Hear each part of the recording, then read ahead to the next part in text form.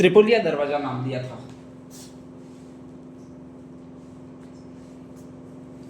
चलो अब अपन तुम्हें घुमाने ले जाते हैं बिना पैसे के रणथंबोर, ठीक है, ध्यान रख लीजिएगा भाई। नेक्स्ट आगे तू पार्टी दे दी भैया, फालतू काम का बकवास मत करो। एक तो जीव उसी में फंसा हुआ है, खाना तक नहीं खा के आया हूँ जैसे है, कुछ होगा यो करके। चल अपने यहाँ पे देख, हाँ भाई यहाँ से ये रोड जाएगा, ध्यान रख लीजिएगा। नेक्स्ट यहाँ से ये रोड जाएगा, ध्यान रख लीजिएगा, ठीक है। और इस तरह से यू आर एंटर हियर जो लिखा हुआ है यहाँ पर, तो यहीं से प्रवेश करना है, ठीक है। ये सारा कोर्ट है, ध्यान रख लीजिएगा, इतना सारा। यहाँ पर 7 अलग अलग पहाड़ियाँ, अलग अलग जगह की अलग अलग पहाड़ियाँ, 7 पहाड़ियाँ, ध्यान रख लीजिएगा। इन 7 पहाड़ियों के बीच में ये दुर्ग पूरा बना हुआ है, ये पूरा दुर्ग का ही परिसर है, ठीक है, ध्यान रख लीजिएगा। तो नेक्स्ट आगे इसमें जाने का एक ही रास्ता, बाकी कोई और रास्ता नहीं है। अगर इस रास्ते को आप तोड़ देते हो, ये भी पहाड़ी पर चढ़ के जाता है, अगर इसको आप तोड़ देते हो तो इसके एंट्रेंस का कोई रास्ता नहीं है, ठीक है। ये लोग क्या करते थे, बड़े चालाक थे। चालाक कैसे थे कि जब भी कोई विदेशी आक्रमणकारी आता था तो उस समय ये क्या करते थे कि ये रास्ता ही तोड़ देते थे, अपने लिए लगभग 1 साल का भोजन अंदर स्टोर करके रख देते थे, ठीक है। वो आकर बाहर यहाँ पर पड़ा रहता, ध्यान रख लीजिएगा। यहाँ से कितने भी तोप गोले अगर बाहर से छोड़े जाए तो चारों ओर इसकी पहाड़ियां, तो ऐसी कंडीशन में इसको टच ही नहीं होती है। तोप गोला अगर इधर वाली पहाड़ी से चलाएगा तो उधर वाली पहाड़ी के उस पार जाके गिरेगा, इतनी ऊंची पहाड़ियां है। क्योंकि अगर लेंथ उसको रखनी है तो उतना क्रॉस करेगी, और अगर इतनी ज्यादा लेंथ रख दी तो उधर पहाड़ी है उसके पीछे जाके गिर जाएगा। इस दुर्ग के अंदर एक भी तोपुला गिरेगा नहीं, ये फिक्स था। इसीलिए अब्दुल फजल ने एक बार कहा था अन्य सब दुर्ग तो नंगे हैं, ये दुर्ग कैसा बख्तर बंद है, ठीक है, ध्यान रख लीजिएगा। तो बख्तर यूं आता है, वहां पर र से याद रखना, रणथंबोर के लिए कहा गया, ठीक है। नहीं तो दिक्कत है, बख्तरबंद कौन सा वो भूल जाओगे तुम कि किसके लिए कहा था। तो बख्तर में लास्ट रहा आता है, तो ये रणथंबोर के लिए कहा गया और किसी भी दुर्ग के लिए नहीं कहा गया, ध्यान रख लीजिएगा। पहला गेट है, इसको कहा जाता है नौलखा दरवाजा। कौन सा दरवाजा कहा जाता है? नौलखा दरवाजा कहा जाता है, ठीक है, ध्यान रख लीजिएगा। इसको कहा जाता है खमीर देव ने स्पेशली बनाया था, या फिर नेक्स्ट आगे महाराणा जगत सिंह ने इस पर निर्माण कार्य करवाया था। मतलब हमीर देव ने इस दरवाजे को बनाया है स्पेशली, जगत सिंह बाद में आए तो उन्होंने खिली विली वगैरह सारी है वो इस दरवाजे पर लगवाई थी, ताकि कोई भी हाथी से अटैक करे तो भी वो दरवाजा नहीं खुले, ठीक है। नहीं तो पहले वाले लोग गांडे थे, अगर कोई दरवाजा नहीं खोलता है तो अपन होते वो चुपचाप वापस चले जाते हैं, पहले वाले उसको तोड़ते थे और फिर अंदर घुस जाते थे, ठीक है, ध्यान रख लीजिएगा। इस जस्ट नौलखा दरवाजे के अंदर जैसे ही आप जाओगे तो स्पेशली कहा जाता है वहां पर एक त्रिपोलिया गेट है। त्रिपोलिया गेट 3 रास्तों को कवर करता है स्पेशली, ठीक है। वहां से बुलबुलिया शुरू होता है आपके, इसीलिए उसका नाम है त्रिपोलिया गेट रखा हुआ है, ध्यान रख लीजिएगा। एक रास्ता ये इस तरफ जाएगा, एक रास्ता ये इस तरफ जाएगा, एक रास्ता ये इस तरफ जाएगा, ध्यान रख लीजिएगा, ठीक है। तो बाय चांस फर्स्ट गेट तोड़कर सेकंड में घुस भी गए तो फिर भी कहां जाना ऐसा पता नहीं पड़े, इसलिए ये गेट बनाया था ताकि उलझाया जा सके आसानी से सैनिकों को, ध्यान रख लीजिएगा, ठीक है। यहां से अगर इधर जाते हो तो कोई खास नहीं मिलता, एक तालाबड़ा मिलता है जिसको रनिहाड़ तालाब कहते हैं। कौन सा तालाब कहते हैं? रनिहाड़ तालाब कहते हैं, ठीक है। कोई मतलब नहीं है इस रनिहाड़ तालाब का, बस इतना सा एक तालाबड़ा मिलता है, तो वहां पर हाथ पैर मुंह धो के वापस आओ, बाकी कोई नहीं है, ठीक है। आप भी जाओगे अगर और भूले पड़ गए तो चलते चलते चलते चलते जाओगे तो आपको यही तालाब मिलेगा। कौन सा तालाब? रनिहाड़ तालाब। वो भी 15-20 मिनट चलोगे तब मिलेगा, ठीक है। जैसा डबलिया तालाब अंदर बना हुआ किसी ने नहीं देखा, वैसा वैसा ये तालाब बना हुआ है आपके रनिहाड़ तालाब भी ऐसा कैसा ही बना हुआ है, तो ज्यादातर मिलेगा नहीं। और अगर बाई चांस मिल गया तो वहां पर वही है, मगरमच्छ वगैरह कुछ पड़े हुए होंगे अंदर, ध्यान रख लीजिएगा, ठीक है। नेक्स्ट आगे इस तरफ से जाओगे ये रास्ता ऐसे ही यहाँ पर जाकर खत्म हो जाता है। यहाँ पर आबादी वगैरह रहती थी, कभी कभी रहती थी, कभी कभी नहीं रहती थी, ध्यान रख लीजिएगा, ठीक है। तो ये भी रास्ता कहीं नहीं जाता। थर्ड रास्ता ये है, वो एक्चुअल में दुर्ग की तरफ जाता है, ठीक है, ध्यान रख लीजिएगा। जैसे ही यहाँ से स्टार्ट करोगे सबसे पहले आते हैं वो आपके एक महल आते हैं, नाम है हम्मीर के महल। कौन सा महल? हम्मीर के महल आते हैं, ध्यान रख लीजिएगा, ठीक है। हम्मीर रहेगा स्पेशली हम्मीर के महल आएंगे। हम्मीर जिस महल में रहता था वो यहाँ पर बने हुए, यहाँ पर हम्मीर के महल है स्पेशली, ठीक है। हम्मीर ने पूरा अपना सेटअप सिस्टम राजा की तरफ सही कर रखा था उसने। तो कहा जाता है कि हर राजा के क्या होता था, जो उसका दरबार होता था वही राजमहल होता था। इसने ऐसा नहीं किया था, वो एकदम आराम करने वाला आदमी था, ठीक है, कि अगर मैं 1:30 बजे से जाके सोऊं तो गर्मी में कोई मुझे डिस्टर्ब नहीं करने आना चाहिए, मेरे सारे दरबारी वो बाहर बैठे रहे। तो यहीं पर कहा जाता है कि एक और ये इधर वाला जो बना हुआ है उसको कहा जाता है हम्मीर कचहरी। क्या कहा जाता है? हम्मीर कचहरी। इसमें कुछ नहीं था, बैठने लायक जगह थी, सारे दरबारी बैठे रहते थे, उसी को हम्मीर कचहरी कहा जाता था। यहाँ पर हम्मीर अक्सर न्याय करता था, ध्यान रख लीजिएगा, ठीक है। जस्ट इसके इधर वाला जो है वो आपके एक और महल है। अबे तेरी तो ये क्या खुल गया? अच्छा कुछ और खुल गया, पता नहीं क्या खुल गया।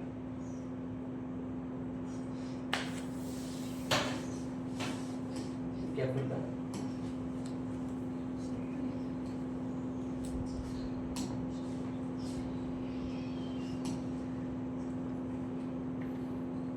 मेरा नक्शा कहाँ चला गया? तो प्रॉब्लम ये थी, ये खुल क्या गया? प्रॉब्लम ये है कि नक्शा कहाँ चला गया? इधर यही होगा यार, नक्शा कोई अलग थोड़ी हो जाता। ठीक है, ध्यान रख लीजिएगा। नेक्स्ट तो यहाँ पर हमीर महल है, इसके जस्ट इधर ये दरबारी है। हमीर महल जहाँ पर बना हुआ वहीं पर रंग देवी रहेगी। ठीक है, ध्यान रख लीजिएगा। कोई रानी ऐसा है नहीं कि उस डूंगरे के उधर रहेगी, हमीर रोड चलता चलता जाएगा। तो यहीं पर आपके एक महल बने हुए जिसको रंग दे महल कहा जाता है। कौन सा महल कहा जाता है? रंग दे महल, उसकी रानी के महल कहा जाता है। ध्यान रख लीजिएगा। ठीक है, इसके जस्ट सामने यहाँ पर स्पेशली कहा जाता है कि एक शिव मंदिर था। कौन सा मंदिर था? शिव मंदिर था। ठीक है, ध्यान रख लीजिएगा। नेक्स्ट आगे ये जो आपको दिख रहा है वो एक बहुत बड़ा तालाब था जिसको स्पेशली कहा जाता है पद्मला तालाब। कौन सा तालाब कहा जाता है? तो इधर वाला कौन सा? हाथ पैर मुंह धोने वाला है बोलो। अरे इधर वाला तालाब कौन सा ये बताओ? कौन सा? ये लो, रंग महल तो अभी तक नहीं आया ही, इधर महल ही है। रनिहार तालाब। कौन सा? रनिहार तालाब। ठीक है, ध्यान रख लीजिएगा। इधर था वो पद्मला तालाब था। कौन सा तालाब था? पद्मला तालाब था। ठीक है, इसकी एक बेटी थी पद्मला। ध्यान रख लीजिएगा। उसके लिए ये स्विमिंग पूल था पूरा। इसमें मगरमच्छ कुछ नहीं रहते थे, लोगों को उतार देते थे। मगरमच्छ रहते थे तो निकालो इनको करके। ध्यान रख लीजिएगा। ठीक है, इधर जैसे जैसे इधर जाते थे लास्ट में यहाँ पर पड़ता था वो ये एक टेंपल है जिसको आपके स्पेशली कहा जाता है गणेश टेंपल। कौन सा टेंपल कहा जाता है? गणेश टेंपल कहा जाता है। ठीक है, तो जब यहाँ से चलोगे वो शादी की पहली कंगूपत्री अपन रखते हैं वो इसी को रखते हैं। कौन से टेंपल को रखते हैं? गणेश टेंपल को। तो यहाँ से आप चलोगे टेम्पो करके इधर इधर ठेठ इधर जाना पड़ेगा तब जाके गणेश टेंपल मिलता है। ठीक है, ध्यान रख लीजिएगा। गणेश जी बहुत अच्छा आशीर्वाद देते हैं, उससे शादी वगैरह कोई भी शुभ मुहूर्त होता है तो संपन्न हो जाता है। ये वेस्टर्न राजस्थान, ईस्टर्न राजस्थान में बहुत ज्यादा माना जाता है, पूर्वी राजस्थान में। ठीक है, अपन तो गणेश टेंपल ठेठ कहाँ पर जाए? दक्षिण में रहते हैं, गणेश टेंपल देखने जाए उतने में घर का मुहूर्त हो जाता है। आप ध्यान रख लीजिएगा, ऐसी कंडीशन में जा नहीं सकते हैं वहां पर। ठीक है, नेक्स्ट आगे कहा जाता है जस्ट इस साइड में कहा जाता है कि आपके स्पेशली एक दरगाह बनी हुई है जो अलाउद्दीन खिलजी ने बनवाई है और उसको कहा जाता है पीर सदरुद्दीन की दरगाह। कौन सी दरगाह? पीर सदरुद्दीन की दरगाह। यहाँ पर गणेश टेंपल है, गणेश टेंपल से जस्ट इधर आओगे ना। ठीक है, ध्यान रख लीजिएगा। और एक यहाँ पर ये बहुत ज्यादा बड़ी इमारत दिख रही होगी आपको, ये हमीर महल, ये रानी रंगदे महल और यहाँ पर बहुत बड़ी ये इमारत फिर दिख रही होगी। ठीक है, ध्यान रख लीजिएगा। इसको कहा जाता है सुपारी महल। कौन सा महल कहा जाता है? सुपारी महल। ठीक है, ध्यान रख लीजिएगा। फिर कहां चला गया?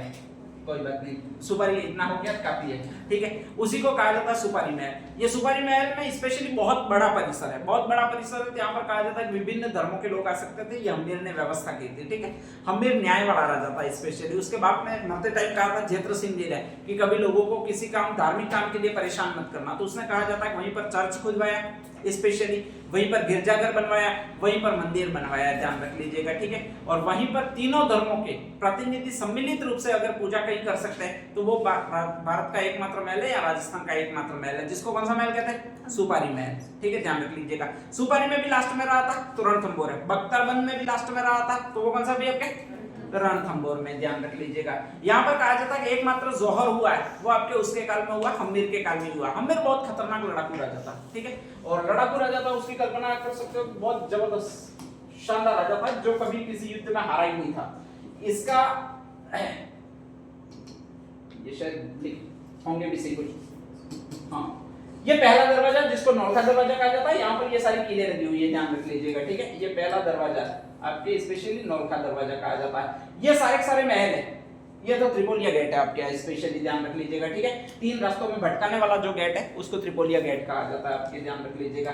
ये आपके मैंने एक मंदिर बना दिया, अभी बना मैंने कहा दिया बता दिया है। कौन सा मंदिर है? त्रिनेत्र गणेश जी का मंदिर, जिसको शादी ब्याह में निमंत्रण में पहली कंगूपत्री देनी है। ठीक है, ध्यान रख लीजिएगा। वहां पर नहीं जाओ तो अपने यहाँ पर बोर्ड में है, कभी भी शादी ब्याह हो तो निकाल के पहली कंगूपत्री दे देना। भोजन यहाँ पे, प्रसाद यहाँ पे रख देना। नेक्स्ट है ये आपका एक महल और है जिसको कहा जाता है सुपारी महल। कौन सा कहा जाता है? सुपारी महल। ठीक है, उधर से देखोगे बहुत बड़ा, अच्छा, काफी अच्छा है, ध्यान रख लीजिएगा। ठीक है, नेक्स्ट आ गई, ये तो उसकी फालतू का बीपी का गई। हाँ, ये जो महल दिख रहे हैं आपको वो रंग दे के महल दिख रहे हैं। किसके महल दिख रहे हैं? रंग दे के महल दिख रहे हैं। ठीक है, ध्यान रख लीजिएगा। आप ये मत सोचिए कितने अच्छे हैं, वो भाटों के ही बने हुए, वो तो ऐसे ही वो अभी वो आपके स्पेशली डिजाइनिंग की है उनका। ठीक है, ध्यान रख लीजिएगा। बाकी ऐसे ही बने हुए, ये ऐसे जो है ना, ये कौन सा गया ये ऐसा ही बने हुए हैं, इसमें भी ज्यादा सोचना नहीं है कि वाओ कितना मस्त है, यूं नहीं करना है, ठीक है, ध्यान रख लीजिएगा। ये आपके रंगले महल है स्पेशली। हाँ, ये हमीर जी के पिताजी मर गए थे, उनका नाम था जैत्र सिंह जी। कौन सा नाम था? जैत्र सिंह जी। और जैत्र सिंह जी की इच्छा थी बहुत बड़ी मेरे नाम पर छतरी बनाई जाए, मेरा बेटा बहुत बड़ी छतरी बनाए जो आज तक किसी ने बनाई नहीं हो, ठीक है, ध्यान रख लीजिएगा। तो हमीर जी ने उनकी छतरी बनाई थी, ठीक है। 1 2 3 4 5 6 फुटे, 1 2 3 4 5 6 7 8 फुटे इधर है, 8 फुटे इधर है और बाकी फुटे उधर है, सारे सारे। तो 8 और 8 16 तो ये हो जाते हैं, 16 टोटल इसमें। और इस तरह से टोटल खंबे हो जाते हैं, वो आपके 32 खंबे हो जाते हैं। और 32 खंबों की छतरी एकमात्र सबसे बड़ी छतरी है जिसमें ज्यादा खंबे हैं। बाकी 84 खंबों की नसीब बहुत ज्यादा है, लेकिन 32 खंबों की उस समय पहली छतरी थी जो ज्यादा बड़ी बनाई गई थी, ध्यान रख लीजिएगा, ठीक है। इसके बाद तो 84 वाली भी आई, 80 वाली भी आई, कई सारी आई है। तो 32 खंबों की छतरी पहली बार बनाई गई है, सबसे बड़ी छतरी उस समय की बनाई गई है, वो आपके हमीर ने बनाई है और स्पेशली जैत्र सिंह जी के याद में बनाई है, ध्यान रख लीजिएगा, ठीक है। नेक्स्ट, ये छतरी इस तरह से दिखती है। बाकी ये तो पहले वाले का सम्मिलित हो गया, ठीक है। यहाँ पर कहा जाता है कि 11 जुलाई 1301 का दिन था, सॉरी 13 जुलाई 1301, ठीक है, ध्यान रख लीजिएगा। 13 है और वो यहाँ पर 1301 है। तो 13 जुलाई 1301 का दिन था तब जब कहा जाता है कि आपके एक शासक ने आक्रमण किया था और उस शासक का नाम था अलाउद्दीन खिलजी। कौन सा नाम था?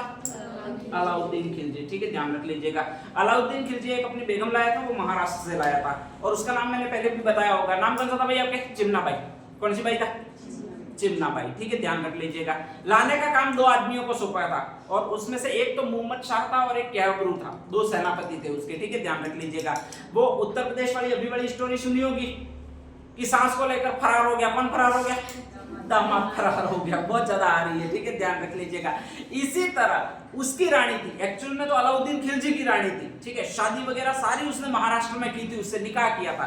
मुसलमानों में निकाह होता है, कबूल है कबूल है कबूल है बोल दो, इधर खड़े खड़े अलाउद्दीन खिलजी ने बोल दिया था कबूल है कबूल है कबूल, उधर खड़े खड़े बोल दिया था वापस उस चिमना बाई ने, ठीक है, ध्यान रख लीजिएगा। और फिर उसने कहा था कि इसको हमारे रनिवास महल में ले जाओ, मतलब रानियों का जो महल है दिल्ली, वहां पर ले जाओ। तो वो आ रहे थे और बीच में कबूल है कबूल है कबूल है उन दोनों ने भी बोल दिया, ठीक है। वो बेचारी जान नहीं पाई और उसने भी वापस रिपीट कर दिया कि कुछ ये खाने का दे रहे होंगे यूं करके, कबूल है कबूल है कबूल है।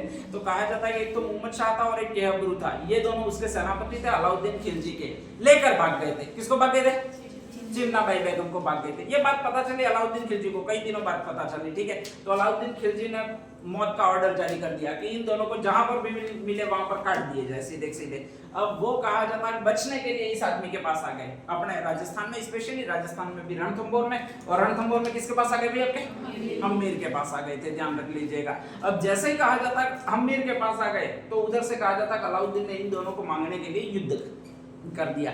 अब कोई रीजन नहीं था, हमीर को भी इतना माथापोड़ी करनी नहीं चाहिए थी, भाई है मुस्लिम ही, आ गए हैं तो फालतू काम के दे देने चाहिए थे। लेकिन कहा जाता है कि अमीर ने शरणागत की रक्षा करूंगा यूं करके इनको नहीं दिया, और जैसे ही नहीं दिया तो कहा जाता है कि युद्ध अवश्यंभावी हो गया। अवश्यंभावी हो गया तो ऐसी कंडीशन में कहा जाता है उस समय जो हमीर है वो आपके विश्व कोटि जन यज्ञ कर रहा था, या कोठीय जन यज्ञ कर रहा था, ध्यान रख लीजिएगा। और ऐसी कंडीशन में कहा जाता है कि अपने 2 सेनापतियों को भेजा, तुम जाके अलाउद्दीन की खिलजी की सेना से लड़ो। इनके पास बहुत अच्छे संयंत्र भी थे उस समय, बाटे बहुत ज्यादा फेंकते थे, ठीक है। और ऐसी कंडीशन में कहा जाता है बहुत नीचे खड़े रह गए, इन्होंने पहाड़ी से भट्टे फेंके जिसमें इनके मेन सेनापति था एक नुसरत खान, वो मारा गया अलाउद्दीन खिलजी का। ये बहुत ज्यादा पढ़ाते हैं, ठीक है। अब आगे जैसे ही उसका सेनापति मारा जाता है तो वो उधर से अलाउद्दीन खिलजी खुद आता है और खुद आता है योजना बनाता है इस दुर्ग को जीतने की। लगभग 6 महीने तक बाहर पड़ा रहता है और जैसे ही बाहर पड़ा रहता है इसके बाद उसको पता लगता है कि यार मैं ऐसे जीत नहीं पाऊंगा। तो ऐसी कंडीशन में अलाउद्दीन खिलजी वो सोचता है कोई साम दाम दंड भेद की नीति अपनाता हूं। तो वो यहाँ पर हमीर ने 2 सैनिकों और सेनापतियों को नियुक्त कर रखा था वार्ता करने के लिए, और उनका जो नाम था, एक का तो रणथंभौर दुर्ग है, वहां से रणमल था, दूसरा एक और नाम है रस, उसका नाम रतिपाल था। क्या क्या था? एक तो रणमल और एक क्या था भैया आपके? रतिपाल था, ध्यान रख लीजिएगा। तो ऐसी कंडीशन में कहा जाता है कि स्पेशली ये दोनों वार्ता करने के लिए गए। अलाउद्दीन खिलजी ने बहुत अच्छा प्रस्ताव रखा कि मैं इस दुर्ग को जीतने के बाद मेरा मकसद सिर्फ एक ही है कि मैं उन 2 कमीनों को जो यहाँ पर बैठे हुए, नाम क्या क्या? हाँ खेब्रू, और एक और बैठा हुआ उसका नाम क्या? मोहम्मद शाह। उन दोनों को ले जाने के लिए आया। बाकी चित्तौड़ ने, ये रणथंभौर नहीं ले जाना चाहता हूँ, तो तुम एक काम करो, मुझे दे दो और रणथंभौर मैं तुम्हें सौंप देता हूँ, ठीक है, ध्यान रख लीजिएगा। वो दोनों के हम तो तुम्हें दे देते हैं, लेकिन ये हम्मीर देगा नहीं। उसने कहा कि एक काम करो, मैं आक्रमण करता हूँ, तुम मेरी सहायता करो, स्पेशली मैं हम्मीर को पराजित कर देता हूँ और फिर मैं उनको ले जाऊंगा और तुम स्पेशली है वो रणथंभौर पर राज करना। उन दोनों ने फिर मना बोल दिया कि इस दुर्ग पर पहली बात तो अटैक करना संभव नहीं है, अगर तू अटैक करे तो तेरा जीतना संभव नहीं है, ठीक है, ध्यान रख लीजिएगा। पहले से ही बहुत मजबूत है और उससे भी ज्यादा मजबूत है वो आपका एक शासक है जिसका यहाँ वाला नाम है हम्मीर, ठीक है। वो कोटियेजन यज्ञ जब कर रहा था तब तेरी सेनापतियों को परास्त नहीं कर पाई, ध्यान रख लीजिएगा, ठीक है। अगर वो आया होता तो तेरी सेना का तो एक भी सैनिक ही नहीं बचता। बहुत ज्यादा समझाया अलाउद्दीन खिलजी ने, किसी तरह से मेरी सहायता करो और हम्मीर को पराजित कर दो, लेकिन उन्होंने स्पष्ट मना कर दिया कि ऐसा हो ही नहीं सकता है, हम्मीर पराजित हो ये हो ही नहीं सकता, कभी नहीं हो सकता है, और तू चाहे 7 जन्मों तक ट्राई कर लेकिन हम्मीर कभी पराजित नहीं होगा, ठीक है, ध्यान रख लीजिएगा। तो ऐसी कंडीशन में अलाउद्दीन खिलजी ने उन्हीं से पूछा कि फिर मैं इस दुर्ग पर अधिकार कैसे करूं, ये बताओ। तुम कह रहे हो युद्ध से वो पराजित नहीं कर सकता, ठीक है, ऐसे तोप गोलों से वो पराजित हो नहीं सकता, तो फिर पराजित होगा कैसे, ये बताओ। तो उसने बताया था कि हम्मीर है, उसकी सारी पॉजिटिवनेस है, मतलब सारी शक्तियां वो पॉजिटिवनेस है, लेकिन एक उसकी शक्ति है वो नेगेटिव है, मतलब इसमें भी कहीं कहीं कमी है, ध्यान रख लीजिएगा। ये अलाउद्दीन खिलजी ने कहा था कि इसकी कमजोरी क्या है वो मुझे बताओ। तुम कह रहे हो बहुत बड़ा योद्धा है, बहुत ज्यादा लड़ने में सक्षम है, पराजित हो ही नहीं सकता, अगर लड़ने के लिए आया कई सारे सैनिकों को अकेला मार देगा, ऐसा है, बहुत वीर योद्धा है, बहुत अच्छा घुड़सवार है, बहुत अच्छा धनुर्धर है, तो इसको पराजित कैसे करूं। या फिर नेक्स्ट आगे इसको प्रलोभन का कोई असर नहीं पड़ रहा है, धमकी का कोई असर नहीं पड़ रहा है, तो इसको पराजित कैसे करूं। तब उन्होंने बताया था कि ये बहुत अच्छा, सबसे ज्यादा भरोसा करता है वो उसकी रानी पर करता है। रानी का नाम क्या है? रंगदे, ठीक है, ध्यान रख लीजिएगा। उसी के लिए जीता मरता है, ठीक है। अब स्वाभाविक है ऐसी कंडीशन में तुम अगर एक काम करो कि किसी तरह से इस रंगदे को रास्ते से हटा दो तो ऑटोमेटिक सरेंडर कर देगा, और वो कौन कर देगा भैया? क्या हम्मीर कर देगा। वो वही स्टोरी वापस हो जाएगी। पुत्र मोह में एक व्यक्ति था आपके महाभारत में जिसका नाम था द्रोणाचार्य, ठीक है, किसी से पराजित हो ही नहीं सकता था, जब तक उसके शस्त्र हाथ में है तब तक उसको कोई मार ही नहीं सकता था, ध्यान रख लीजिएगा। तो ऐसी कंडीशन में उसको पराजित करना था, तो एक ही काम था कि उसका प्यारा पुत्र मर गया, ये बताया था, और जैसे ये बताया था तो उसने सरेंडर कर दिया था, ठीक है। तो एक कंडीशन ये हो सकती है कि ये कर सकता, बाकी ऐसे ये मानेगा नहीं। तो ऐसी कंडीशन में कहा जाता है कब उसकी रानी को कैसे मारे, तुम मार रहा, जाके रणमल और रतिपाल को कहा था कि तुम दोनों जाओ और उसकी रानी को मारो, ध्यान रख लीजिएगा, ठीक है। तो ऐसी कंडीशन में उन्होंने कहा हम तो जा ही नहीं सकते, रत्न देवी को मारना तो ठीक, उसके महल के आसपास तक नहीं फटक सकते, नहीं तो वो वहीं पर पास में तालाब है पद्मला, उसी में डुबकी लगवाएगा हमको, तो ठीक है, ध्यान रख लीजिएगा, सबको मना बोल रखा है। तो ऐसी कंडीशन में कहा जाता है कि उन्होंने फिर दूसरा प्लान बनाया। अलाउद्दीन खिलजी ने वापस कहा फिर तुम ही बताओ उसको मारे कैसे। तो फिर उन्होंने कहा था कि प्लानिंग बनाई थी। प्लानिंग ये बनाई थी, जस्ट हम्मीर है, हम्मीर महल से सुबह सुबह निकलता था और फिर वो पूजा करने जाता था, और पूजा करने जाता था वो एक शिव मंदिर में जाता था, वहां पर 1.5-2 घंटे की पूजा रहती थी, ठीक है। उस समय हम्मीर किसी से मिलता जुलता भी नहीं था, ध्यान रख लीजिएगा। तो कहा जाता है उसी समय आपके स्पेशली अगर एक अफवाह फैला दी जाए कि हम्मीर की मृत्यु हो गई है, ठीक है, तो रानी जौहर कर लेगी, ध्यान रख लीजिएगा, और रानी जौहर कर लेगी, इसके बाद हम्मीर को हम संदेश पहुंचाएंगे कि रानी ने क्या कर लिया, जौहर कर लिया, ठीक है। तो तब ये सरेंडर करेगा, बाकी इससे पहले ये सरेंडर नहीं कर सकता। तो पूरी प्लानिंग हुई, और प्लानिंग हुई तो कहा जाता है हम्मीर वहां से निकला और सीधा सीधा शिव मंदिर में अर्चना करने, पूजा करने गया था, और उसी समय इन रणमल और रतिपाल के जो गुप्तचर थे उन्होंने अफवाह फैला दी, स्पेशली मर गया राजा। कौन मर गया? हम्मीर मर गया, ठीक है, ध्यान रख लीजिएगा। वो रानी ने सोचा कि मर गया भैया, मुझे सती होना पड़ेगा, तो सती होने के लिए कहा जाता है कि उसने स्पेशली अग्नि वगैरह का प्रबंध करवाना सुनिश्चित किया। वहां पर रणमल और रतिपाल गए, कहा जा रहा है तुम यहाँ पर क्या कर रही हो अभी तक, ठीक है, तुमको तो जौहर करना पड़ेगा, और जौहर करना पड़ेगा उसमें अपने पास टाइम नहीं है। जो मुगल सेना है वो यहाँ पर आ चुकी है, मतलब अलाउद्दीन खिलजी की सेना यहाँ पर आ चुकी है, तो तुम जल्दी करो, और जल्दी करो, जल्दी जल्दी जौहर करके मर जाओ, ध्यान रख लीजिएगा, ठीक है। अब जल्दी जल्दी जौहर कैसे करें, तो अपने पास ही एक तालाब है, नाम कौन सा है? पद्मला तालाब, ठीक है, उसमें तुम कूदो, डुबाने वाले तुम है, ध्यान रख लीजिएगा, तो आराम से तुमको हम डुबा देंगे और तुम जौहर कर लेना, मर जाना। तो कहा जाता है कि उसकी पूजा खत्म भी नहीं थी, उसी समय उसको जल जौहर करवा दिया गया। किसको जल जौहर करवा दिया गया? रंगदे को, ठीक है, ध्यान रख लीजिएगा। रंगदे को बचाने के लिए उसकी बेटी गई थी, जिसका नाम कौन सा था भैया आपके? पद्मला। रणमल और रतिमल विश्वासिक हो चुके थे, इस समय कहा जाता है उन्होंने उसको भी डुबा कर मार दिया, ठीक है। और इस तरह कहा जाता है पहला जल जौहर जिस दुर्ग में हुआ वो यही दुर्ग है, नाम कौन सा भी आपके? रणथंभौर।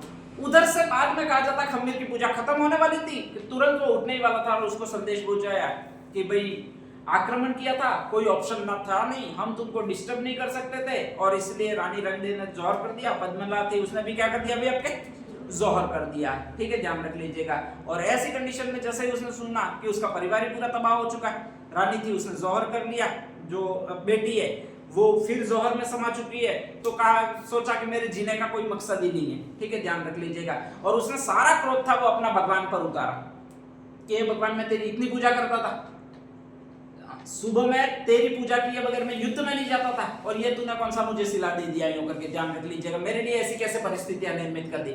वहीं पर कहा जाता है एक छुरी थी तो वहां से अपना गर्दन काटी और कहा कि मेरे से जो भी भूलवश हुई है या भविष्य में हो सकता है कोई भूल हुई होगी जिसके कारण तूने ऐसा परिणाम दिया है, उस भूल को मैं माफ करवाने के लिए ये गर्दन तुझे समर्पित करता हूँ। ठीक है, और कहा जाता है कि अपनी गर्दन को समर्पित करके उसने आत्महत्या कर ली। यही राजा था, कौन सा राजा था भैया आपके, अमीर। अगर ये सारा नहीं हुआ होता तो फिर अलाउद्दीन खिलजी कभी जीत ही नहीं पाता। ठीक है, अमीर ने जब गर्दन समर्पित कर दी, इसके बाद वापस उस दुर्ग पर अधिकार कर सका, वो आपका ये व्यक्ति कर सका। नाम कौन सा था आपके, अलाउद्दीन खिलजी। ठीक है, तो यहाँ पर एक साक्ष्य मिलते हैं, वो कौन से साक्ष्य भाई आपके, जल जौहर के साक्ष्य मिलते हैं, ध्यान रख लीजिएगा। ठीक है, नेक्स्ट आगे हेडिंग डाल दीजिएगा।